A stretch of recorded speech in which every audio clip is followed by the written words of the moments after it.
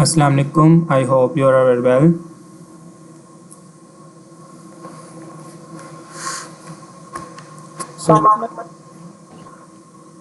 सो क्या हम अपनी क्लास स्टार्ट कर लेते हैं, फिर स्टूडेंट्स हमें ज्वाइन कर लेंगे। अच्छा, एसक्यूएल में हम लोगों ने, लेट मी क्लियर कि आपने लाइक स्टेटमेंट हमने पढ़ ली है एसक्यूएल के अंदर, या फिर लाइक ऑपरेटर।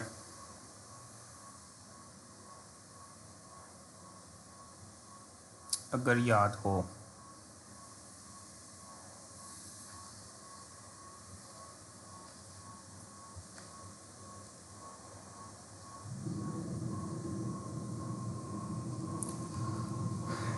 के चलें, तब तक हम अपने आज का लेक्चर स्टार्ट करते हैं। आज हम लोग एसक्यूएल के अंदर एग्रीगेशन फंक्शंस कौन से होते हैं उनको पढ़ेंगे, और इन्हीं के साथ हम लोग ग्रुप बाय का यूज़ करेंगे।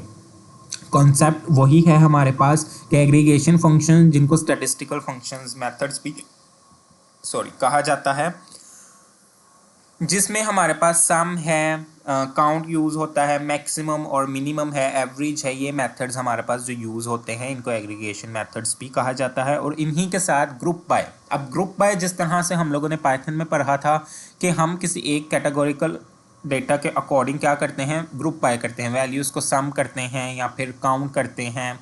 उसमें हमारे पास दो कॉलम्स, एक कैटेगोरिकल होता है और एक हमारे पास जो न्यूमेरिक डेटा मौजूद होता है। तो ग्रुप बाय में हम किस तरह से अपनी वैल्यूज़ को इंसर्ट करेंगे, इम्प्लीमेंट करेंगे, वो हम लोग यहाँ पर अपनी आज के लेक्चर में देखेंगे। तो सबसे पहले यहाँ पर हम लोग मीन, मैक्सिमम और काउंट एग्रीगेशन फंक्शंस जो सिंपल हैं हमारे पास, उनका यूज़ करते हैं, और फिर उसके बाद उन्हीं का यूज़ करते हुए हम लोग ग्रुप बाय इम्प्लीमेंट करेंगे।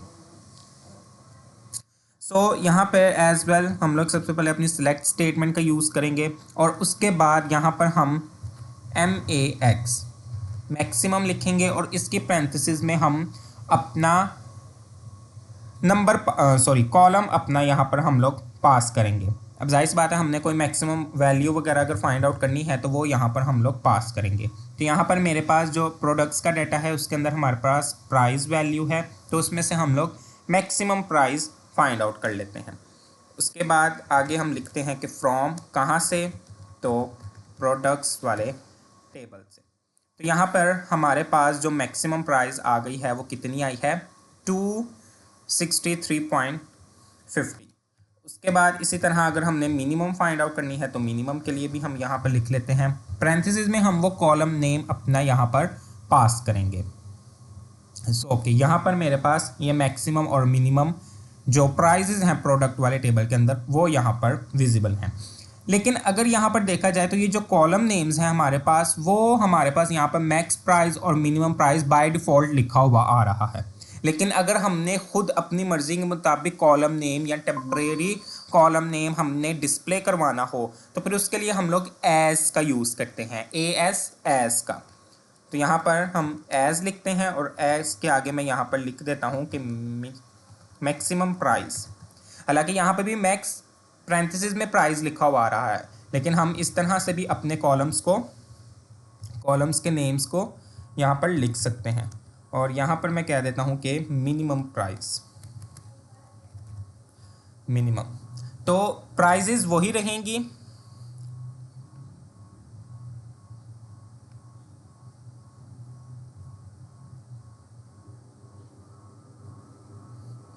अब यहाँ पर हम चलें इसको अंडरस्कोर लगा देते हैं। तो प्राइजेस हमारे पास वही रहेंगी, लेकिन सिर्फ कॉलम के नेम्स हमारे पास क्या है, चेंज हो जाएंगे। अब बेसिकली वो एरर में कह रहा था कि प्राइस आपने यहाँ पे भी लिखा है, तो प्राइस आपने यहाँ पे भी लिखा है, तो वो उस लिहाज से कमांड जो है वो उससे कंफ्यूज कर रही थी। तो ये हमने मैक्सिमम और मिनिमम प्राइजेस फाइंड आउट की हैं, लेकिन उसी के साथ साथ हमने यहाँ पर क्या काम किया है, अपनी तरफ से टेम्परेरी कॉलम नेम भी यहाँ पर हमने इम्प्लीमेंट कर दिया है। अच्छा, इसी के साथ नेक्स्ट हमारे पास यूज़ होता है एवरेज है, काउंट है, या फिर सम प्राइजेज हमारे पास आ जाती हैं। यहाँ पर अभी हम सिर्फ अपना एवरेज, सम और काउंट करते हैं। तो यहाँ पर ठीक है, हमारे पास अगर मल्टीपल्स हमने अपनी कंडीशंस इम्प्लीमेंट करनी हो एक वक्त में, तो फिर यहाँ पे हम लोग सेलेक्ट कमांड एक बार ही रखेंगे, सेलेक्ट कमांड एक बार ही रहेगी, और उसके बाद हम अपना एग्रीगेशन फंक्शन और उसके पैरेंथेसिस में कॉलम नेम देंगे, और टेम्परेरी जो हमने कॉलम नेम देना होगा जिस तरह से यहाँ पे हमें ये डिस्प्ले हो रहा है वो हम दे देंगे। अब यहाँ पर मैं साथ में लिख देता हूँ कि काउंट। अब काउंट मुझे क्या करना है, तो काउंट में मैं लिख देता हूँ कि प्रोडक्ट आईडीज़ काउंट करनी है। देन इसका भी मैं यहाँ पे शॉर्टली नेम दे देता हूँ एज टोटल आईडीज़। देन उसके बाद हम सम कर लेते हैं। अब सम हम हमेशा करते हैं अपने न्यूमेरिक कॉलम को, तो यहाँ पे मैंने लिख दिया टोटल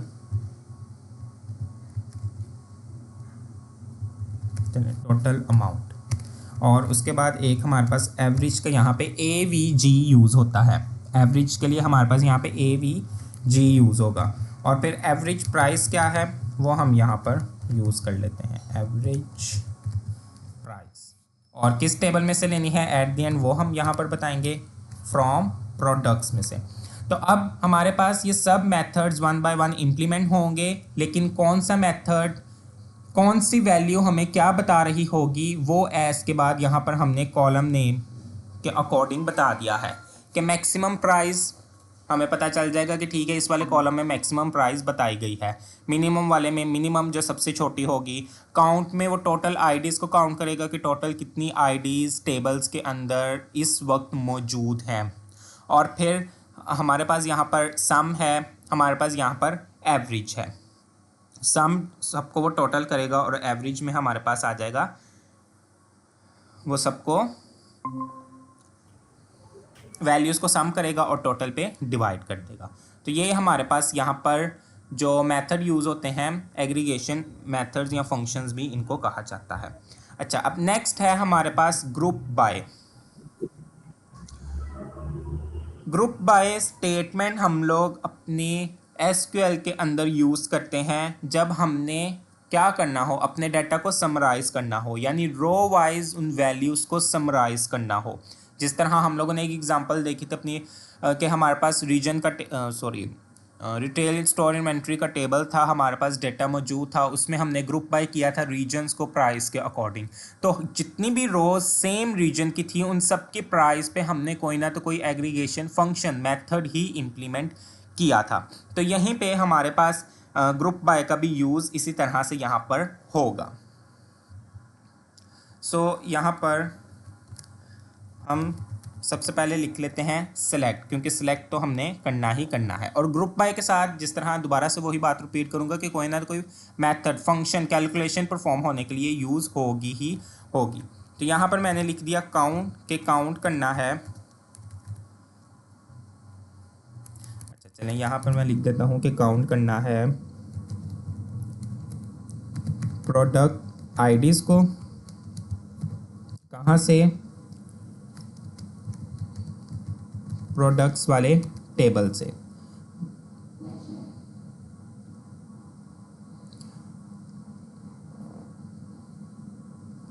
बल्कि यहाँ पर हमें एक और कॉलम चाहिए होगा,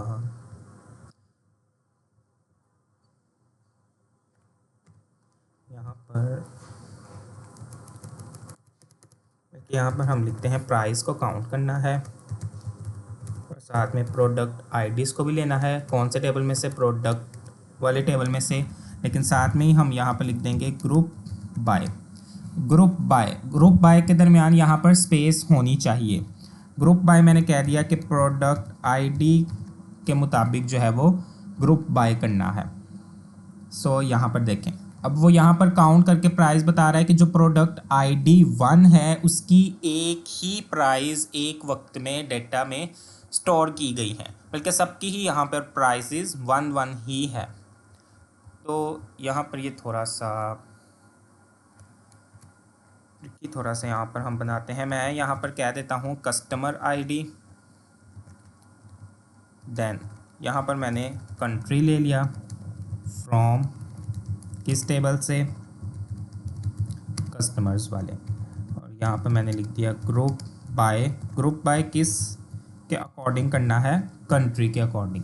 के मतलब अब एक कंट्री है फॉर एग्जांपल यूके, अब उस यूके की प्रोडक्ट कस्टमर आईडीज कितनी डेटा के अंदर एंट्रीज हुई हैं, 4 हुई हैं, 5 हुई हैं, तो वो हमें यहाँ पर डिस्प्ले करवाएगा। जिस तरह यहाँ पे देखा अर्जेंटीना की वो कस्टमर आईडीज बता रहा है कि टोटल 3 हैं कस्टमर वाले टेबल के अंदर, ऑस्ट्रिया की, बेल्जियम की, ब्राज़ील, कनाडा, डेनमार्क, देन इस तरह ही फ्रांस है, फिनलैंड है हमारे पास, नॉर्वे। तो वो सब की सब यहाँ पर कस्टमर आईडीज़ काउंट करके हमें यहाँ पे बता देखें। यूके की जो एग्जांपल ली थी उसकी वो कह रहे हैं कि 7 कस्टमर आईडीज़ यहाँ पर मौजूद है। तो रो वाइज ये जो ग्रुप बाय है, फिर आगे जो हम कॉलम बताते हैं उस कॉलम के मुताबिक वो रो वाइज डाटा को क्या करता है, समराइज करता है। उसके बाद यहाँ पर हम ऑर्डर बाय का यूज़ भी कर सकते हैं, और ऑर्डर बाय में हम कह सकते हैं कि जो हमने यहाँ पर मेथड ये यूज़ किया है कस्टमर आईडी काउंट का, वही यहाँ पर हमने यूज़ करना है। यहाँ पर हम कह देते हैं कि चलें, असेंडिंग नहीं कहते क्योंकि वो बाय डिफ़ॉल्ट फिर असेंडिंग वे में ही चलेगा। ओके, यहाँ पे ऑर्डर की स्पेलिंग गलत है। यहाँ पर अब हम ऑर्डर बाय का यूज़ करते हुए देख रहे हैं कि सिर्फ एक ही कस्टमर आईडी किन किन कंट्रीज़ की है, फिर उसके बाद 2, 3 अप टू सोन, इस तरह हमारे पास एक ग्रुप बाय का हम लोग यूज़ कर सकते हैं। तो ग्रुप बाय में कॉन्सेप्ट वही हमारे पास यूज़ होता है जो हमने अपने पाइथन में इसका यूज़ किया था।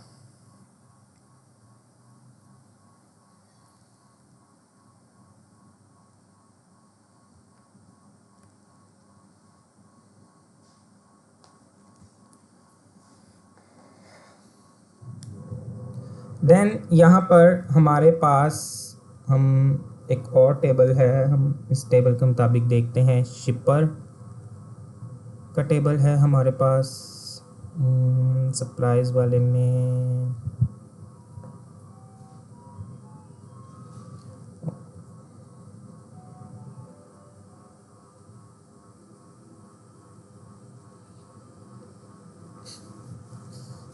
ओके, ऑर्डर्स वाले टेबल में और शिपर वाले टेबल में हमारे पास एक कॉलम सेम है, दैट इज़ शिपर आईडी। तो इसके मुताबिक हम लोग ग्रुप बाय करते हैं, यानी कि अब इनमें हम लोग ग्रुप बाय के साथ साथ जॉइंट्स मेथड का भी यूज़ करेंगे, क्योंकि दोनों टेबल में से हमने यूनिक डाटा को गेट करना है, कंबाइन करना है। तो यहाँ पर सबसे पहले मैं लिख लेता हूँ शिपर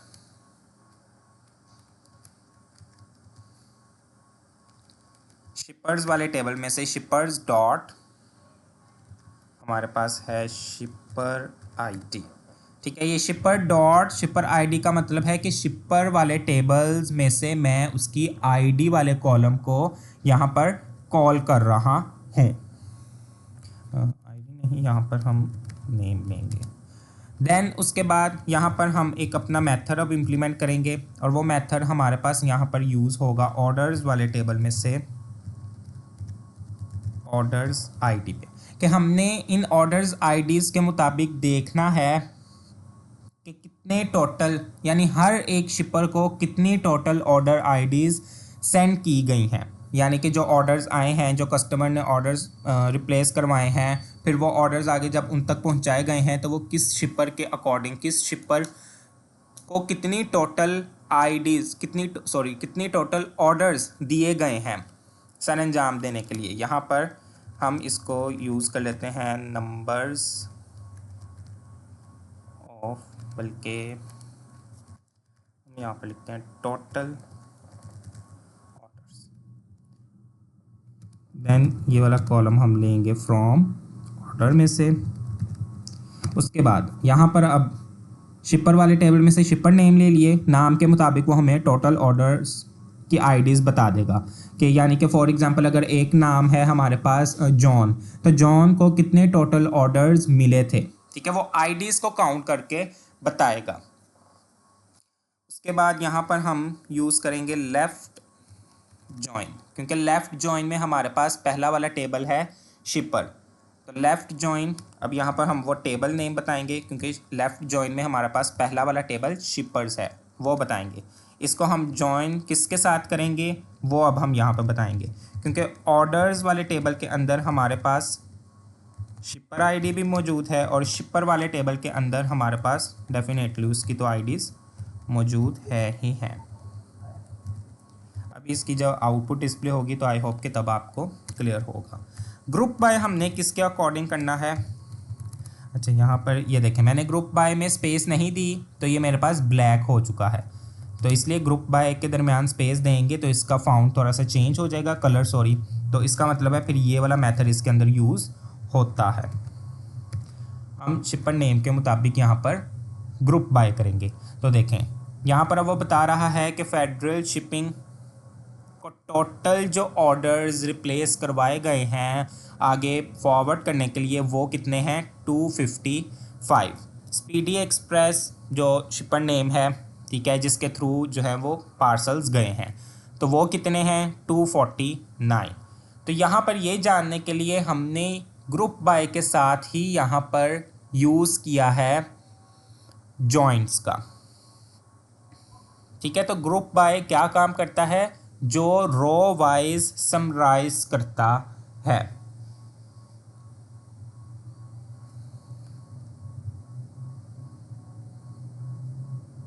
is that clear?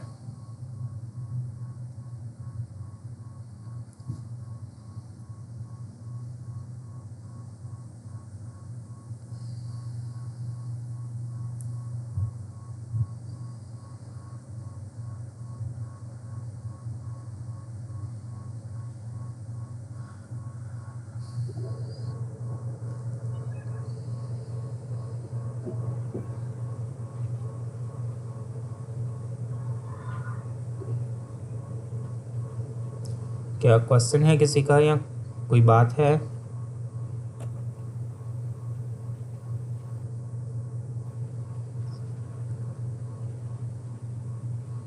No sir, कोई क्वेश्चन। ओके, देन नेक्स्ट हमारे पास है कि ग्रुप बाय का तो हमने चले इम्प्लीमेंटेशन देख लिया, कॉन्सेप्ट बिल्कुल सेम वही है जो हम अपने फर्स्ट टूल के अंदर पढ़ चुके हैं। जॉइंट्स का भी वही कॉन्सेप्ट है, बस इसमें हमने अपने मुताबिक रिक्वायरमेंट्स के अकॉर्डिंग कॉलम्स कौन से सिलेक्ट करने हैं, फिर किन दो टेबल्स को हमने जॉइन और कौन सा वाला जॉइन का हमने यूज़ करना है। देन हमारे पास है कि अब ग्रुप बाय के साथ ही अगर हमने कंडीशन इम्प्लीमेंट करनी हो, कंडीशन एसक्यूएल के अंदर जब हम लोग कंडीशन इम्प्लीमेंट करते हैं तो उसके लिए कौन सी स्टेटमेंट या क्लॉज का हम लोग यूज़ कर रहे थे? स्विच वेयर के अंदर, सॉरी एसक्यूएल के अंदर वेयर का हम लोग यूज़ कर रहे थे, ठीक है। जब हम लोग कंडीशन इंप्लीमेंट कर रहे थे तो हम लोग हमेशा पहले लिखते थे where then column name equal this values, तो फिर हमारे पास आउटपुट डिस्प्ले होती थी। तो अब जब हम लोग ग्रुप बाय का यूज़ करेंगे तो ग्रुप बाय के साथ हम लोग वेयर क्लॉज का यूज़ नहीं करेंगे। ग्रुप बाय के साथ हमेशा कंडीशन इंप्लीमेंट करने के लिए हम हैविंग का यूज़ करते हैं, HAVING हैविंग का, जो कि यूज़ की जाती है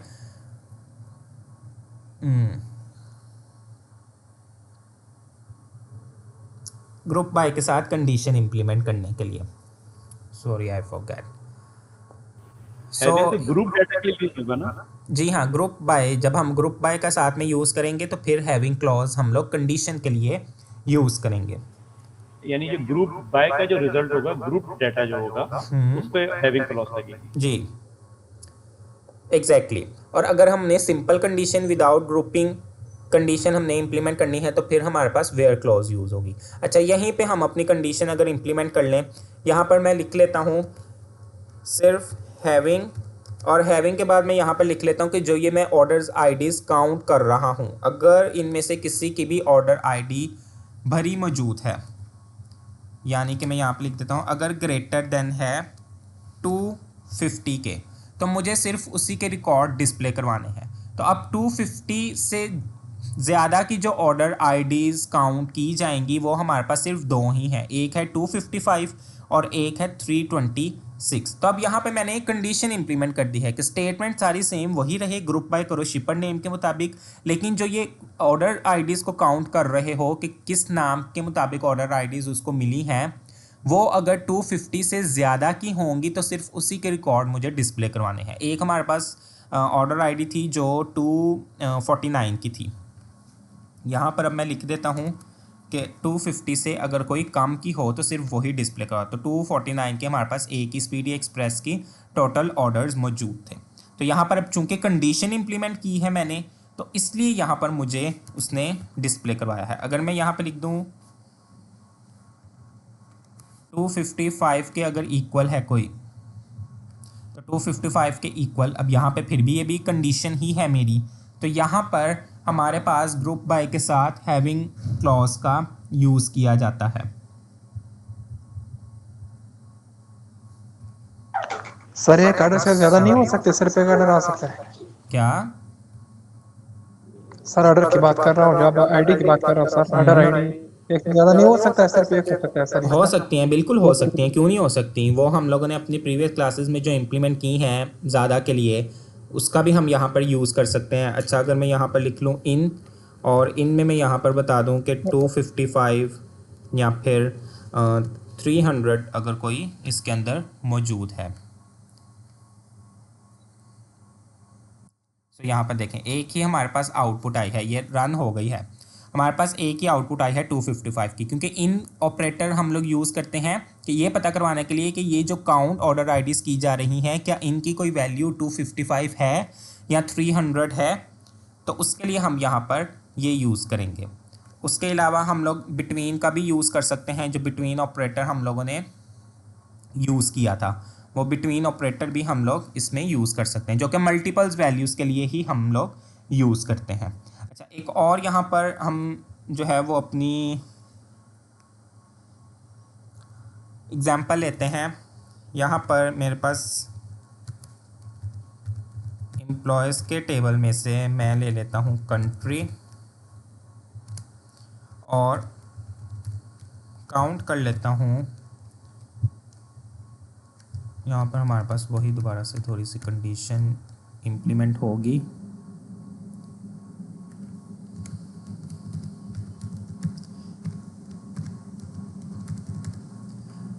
ऑर्डर्स वाले में हम लोग ऑर्डर आईडीज़ ही रख लेते हैं।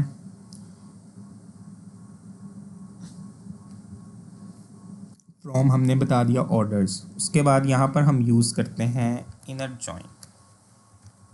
अब इनर जॉइन हमारे पास जो यूज़ होता है दोनों टेबल्स में जो हमारे पास सेम आईडीज़ मौजूद होंगी, उसी के बिहाफ पर हम लोग इनर जॉइन करेंगे। अच्छा, इनर जॉइन में मैंने यहाँ पे लिख दिया एम्प्लॉयज़ ऑन। ऑर्डर्स वाले टेबल में हमारे पास मौजूद होगी ऑर्डर आईडी, और एम्प्लॉय वाले ऑर्डर्स वाले में हमारे पास एम्प्लॉय आईडीज़ होंगी, क्योंकि दोनों में एक हमारे पास सेम होना चाहिए।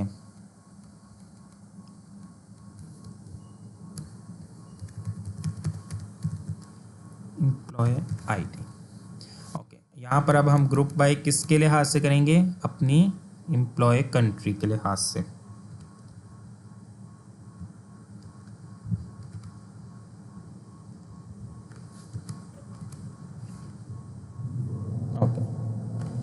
कंडीशन अब अभी अपनी रिमूव करते हैं। यहाँ पर हम थोड़ी सी इसको एम्प्लॉय कंट्री,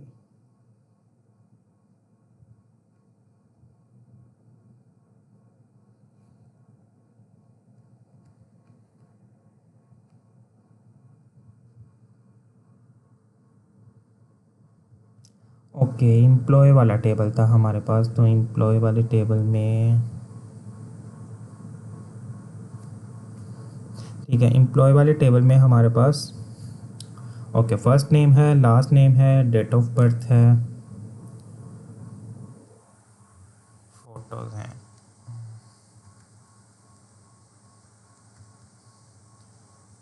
ओके, यहाँ पर हम लिख लेते हैं बर्थ डेट, और यहाँ पर फिर हम कहते हैं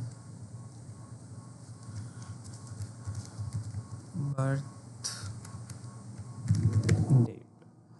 ओके, एम्प्लॉय वाले टेबल में से हमने डेट ऑफ बर्थ ले लिया और उसको काउंट किया ऑर्डर वाले टेबल में से ऑर्डर आईडीज़ के मुताबिक, ठीक है, और उसको हमने नाम दे दिया टोटल आईडीज़ का। यानी कि जौन सी हमारे पास सेम डेट ऑफ बर्थ होगी जिसका रिकॉर्ड एम्प्लॉय वाले टेबल के अंदर मौजूद है, उसने टोटल कितनी उसकी आईडीज़ ऑर्डर वाले टेबल के अंदर मौजूद हैं वो हमने यहाँ पर काउंट किया है। तो यहाँ पर बताया है कि जो डेट ऑफ बर्थ 1952 बन रही है उसकी टोटल 96 है।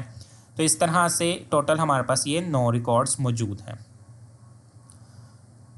तो इसमें मैंने ग्रुप बाय के साथ में यूज़ किया है, ठीक है, और ग्रुप बाय के बाद यहाँ पर हम अपनी कंडीशन इम्प्लीमेंट कर सकते हैं कि ऑर्डर आईडीज़ अगर किसी की 100 से ज़्यादा है तो सिर्फ उसी के रिकॉर्ड दिखाओ, ऑर्डर आईडीज़ अगर किसी की बिटवीन 100 एंड 200 के दरमियान है तो उसी की हमें दिखाओ, ठीक है। तो यहाँ पर हम लोग ग्रुप बाय के साथ अपनी हैविंग क्लॉज का यूज़ करते हुए कंडीशंस इम्प्लीमेंट कर सकते हैं, मल्टीपल्स कंडीशंस इम्प्लीमेंट कर सकते हैं। चलिए, बर्थ डेट में हम क्लॉज लगा सकते हैं, वेयर बिटवीन वगैरह ऑपरेटर्स। हाँ जी, लगा सकते हैं। उसमें डेट ऑफ बर्थ हमारे पास अगर रेंज मौजूद होगी तो डेफिनेटली लगा सकते हैं, ठीक है। बिटवीन का मतलब वही है कि बिटवीन में जिस तरह हम लोग दो वैल्यूज़ दे रहे थे, ठीक है, साथ में हम लोग एंड ऑपरेटर यूज़ कर रहे थे या फिर और, तो हम लोग बिटवीन में डेफिनेटली हम लोग दे सकते हैं डेट, बर्थ डेट भी, ठीक है। लेकिन उसमें फिर आप बर्थ डेट जो है वो सिंगल कोट्स के अंदर देंगे। जिस तरह ये बात मैंने आपको आई थिंक पाइथन में भी बताई थी कि वो हमारे पास उसमें स्पेशल करैक्टर्स आ जाते हैं, हैश आ जाता है या फिर हाइफन आ जाता है हमारे पास, ठीक है। तो वो कोट्स के अंदर लिखना फिर ज़रूरी है। देन ओके, हम लोगों ने लाइक ऑपरेटर पढ़ा है।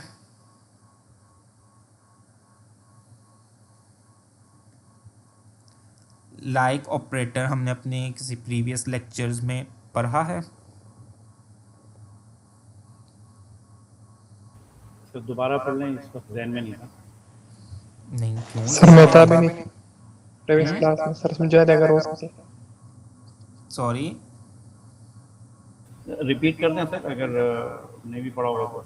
लाइक ऑपरेटर जिसमें हम अपनी मर्ज़ी के मुताबिक कुछ करैक्टर्स के अकॉर्डिंग स्ट्रिंग वाले डेटा में से हम लोग डेटा को रिट्रीव करते हैं। जिस तरह स्ट्रिंग बेस हमारे पास मेथड्स के लिए वो लाइक ऑपरेटर एसक्यूएल के अंदर यूज़ होता है कि अगर ए से किसी का नाम शुरू हो रहा है तो सिर्फ उसी के हमें रिकॉर्ड्स डिस्प्ले करवाओ, अगर किसी का डब्ल्यू पे नाम ख़त्म हो रहा है तो सिर्फ उसी के हमें रिकॉर्ड्स डिस्प्ले करवाओ, या फिर अगर कोई प्रोडक्ट है वो बी से शुरू हो रही है तो उसी के रिकॉर्ड डिस्प्ले करवाओ, उसके लिए पांडास में किया था, ये हमने किया था पांडास। वो तो हमारे पास बिल्कुल उसमें तो वो हमारे पास स्ट्रिंग के लिए यूज़ होता है। तो एसक्यूएल के अंदर भी हमारे पास ये लाइक ऑपरेटर्स के लिए यूज़ होता है। अच्छा चलें, यहाँ पर हम देख लेते हैं। याद रखा करें जो चीज़ें हमने पढ़ी हैं, याद तब ही रहेगी जब आई थिंक हम लोग उसकी प्रैक्टिस करेंगे। लेकिन चलें, यहाँ पर मैं लिख लेता हूँ सेलेक्ट, और सेलेक्ट के बाद मैं यहाँ पर ले लेता हूँ स्टैटिक फ्रॉम। सर मेरा क्वेश्चन है, यस, सर अगर मतलब 3-4 क्लासेस मैंने मिस किया ना, अगर मैं उनको दोबारा उनको कवर करूँ तो कवर कर सकता है? आपकी आवाज़ कट गई है, दोबारा ज़रा क्वेश्चन करें। आपने क्लासेस दोबारा से अगर, मैंने कहा सर मतलब मैंने 2-3 क्लासेस मिस किए, रिकॉर्डेड बिल्कुल सुने, आपको रिकॉर्डेड लेक्चर्स इसीलिए प्रोवाइड किए जाते हैं कि अगर आपसे मिस हो गई हैं या फिर आपने अगर दोबारा सुननी है तो आप डेफिनेटली उसको आप गो थ्रू करें, समझें, सुने, ठीक है, उसकी प्रैक्टिस करें। और ये बात मैंने स्टार्टिंग में भी बताई है कि जो आपको मैं लेक्चर सेंड करता हूँ उसको आप अपने सिस्टम के अंदर डाउनलोड करके रख लें ताकि फिर बाद में आपको मांगने ना बार बार पड़े, ठीक है। अदरवाइज़ एट दी एंड तो आपको शेयर दोबारा से कर ही दिए जाते हैं। तो ओके सर, थैंक लेकिन यू फिर सर। भी ड्यूरिंग द मंथ या फिर डेज़ आपको अगर पढ़ना पड़े तो आप अपने उसको लेक्चर्स को सिस्टम के अंदर एक नया फोल्डर क्रिएट कर लें, उसके अंदर तमाम लेक्चर्स आप सेफ रखें। अच्छा, यहाँ पे मेरे पास प्रोडक्ट्स वाले टेबल के अंदर ये प्रोडक्ट्स नेम यूज़ हो रही हैं। अब ये बात मैं दोबारा से पहले भी बता चुका हूँ, दोबारा से बता रहा हूँ, ये लाइक स्टेटमेंट या फिर ऑपरेटर भी कह सकते हैं, ये हमारे पास यूज़ होता है स्ट्रिंग डेटा टाइप के लिए, यानी कि जो अल्फ़ाबेट्स वाले कॉलम्स हैं उनके लिए हम लोग यूज़ करते हैं। सो यहाँ पे मेरे पास प्रोडक्ट नेम मौजूद है, तो इसमें अब मुझे कंडीशन लगानी है, तो यहाँ पर मैं वेयर की ही कंडीशन यूज़ करूँगा, क्योंकि यहाँ पर सिर्फ मैं देखना चाह रहा हूँ अपने कि ए से स्टार्ट होने वाले प्रोडक्ट नेम कौन से हैं और कितने हैं, बी से स्टार्ट होने वाले कौन से और कितने प्रोडक्ट्स नेम मौजूद हैं। तो यहाँ पर मैं वेयर के बाद हम यहाँ पर कॉलम नेम लिखेंगे प्रोडक्ट नेम, ठीक है, और प्रोडक्ट नेम के बाद फिर आगे यहाँ पर मैं लिखूँगा लाइक, और सिंगल या डबल कोट्स के अंदर हम यहाँ पर पास करेंगे। अब मैंने यहाँ पर कह दिया है ए, स्मॉल में भी लिख सकते हैं हम ए, कैपिटल में भी हम लोग लिख सकते हैं। तो अब इस ए परसेंटेज का मतलब है कि ए से स्टार्ट होने वाले कितने प्रोडक्ट्स नेम हैं, मुझे सिर्फ आउटपुट में उनके रिकॉर्ड डिस्प्ले करवाओ।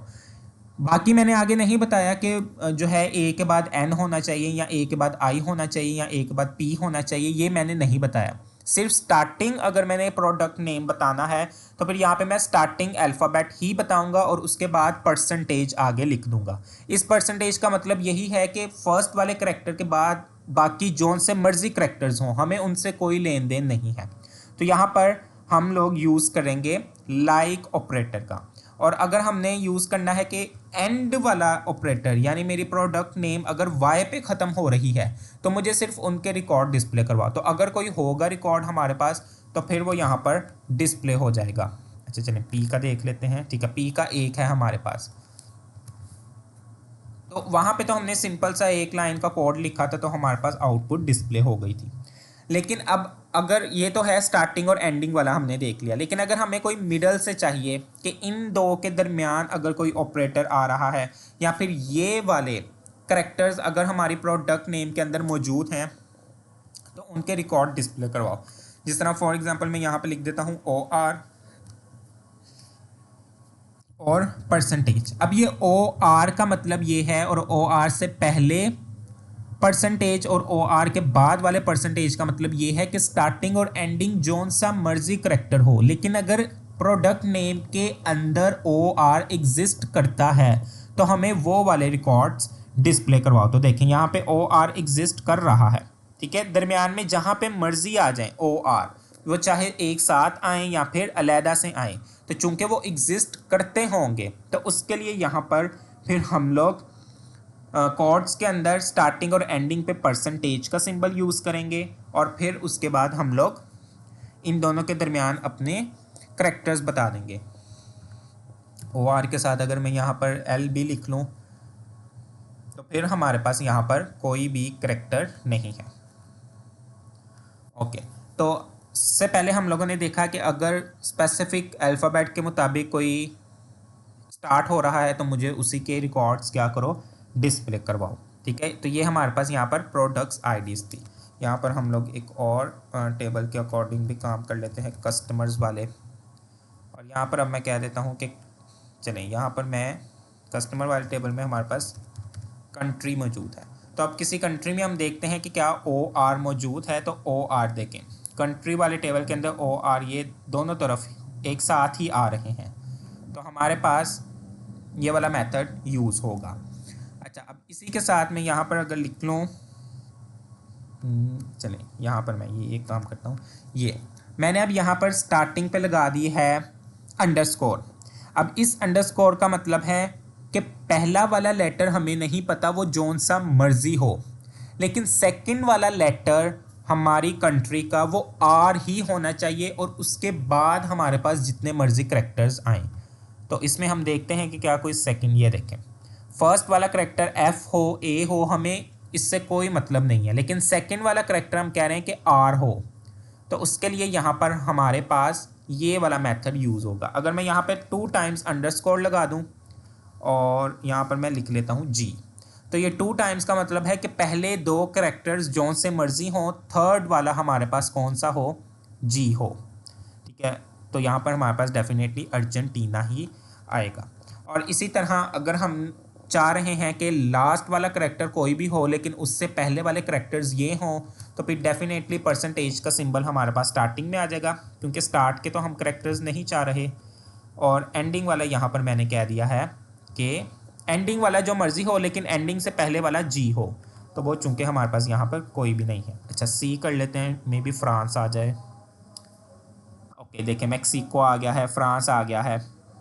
तो एंडिंग वाला करेक्टर हमने कहा जो मर्जी हो लेकिन उससे पहले सेकंड लास्ट करेक्टर सी हो, तो उसके लिए इसके लिए हम लोग यूज़ करते हैं अपने like operator. Okay, is it clear? Like operator हमारे पास इस तरह से वर्क करते हैं, स्ट्रिंग बेस्ड डेटा टाइप के ऊपर वेयर क्लॉज का यूज़ करते हुए हम अपनी कंडीशन के मुताबिक इम्प्लीमेंटेशन करते हैं। Is it clear? इससे रिलेटेड कोई क्वेश्चन है तो बता दें।